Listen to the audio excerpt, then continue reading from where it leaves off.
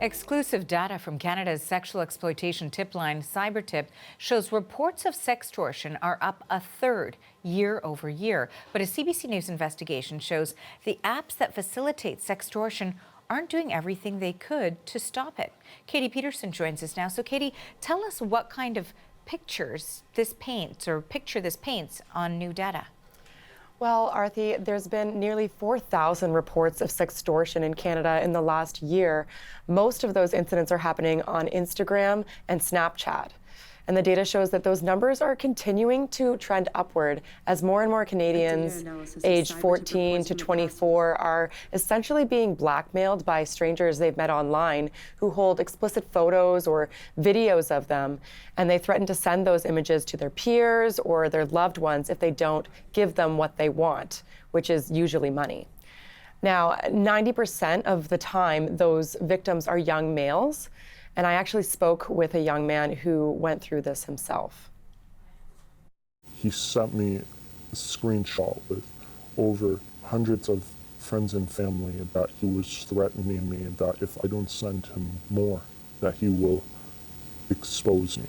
My family members were all asleep and I was crying in my room, and at that point I felt very hopeless.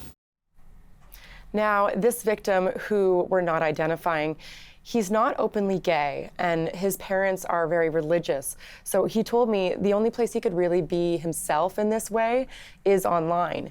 But of course, that means that when this happened, he didn't just stand to be humiliated, he stood to actually lose the people he loves the most if these photos got out. And so now, what are companies doing to stop this kind of sextortion on their platforms? So Meta, which owns Instagram and Snap, have partnered with different stakeholders to come up with what they call a take it down strategy, which can help to wipe out images from various websites if they do get leaked. Experts say this is a step in the right direction, but they really want to see companies implementing more proactive measures. Companies have started issuing warnings when an account they deem suspicious contacts someone underage. That might be an account that is identified as an adult, messaging many minors in quick succession, for example. But does that go enough? Experts say no. Stephen Sauer has been with Cybertip since its inception 20 years ago. Here's what he says has to happen next. There's no liability for companies that operate a tool that allows youth to be victimized on that platform.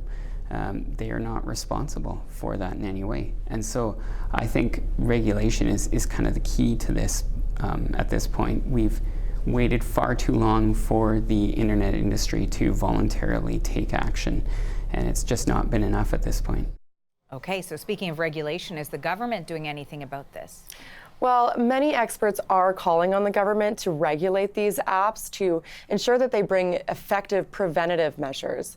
One expert has come up with a solution that could be enforced by government, whereby AI language processing could actually detect when a conversation is leading towards sextortion and give the user a warning, much like you might see on an email when it's suspected of phishing, for example.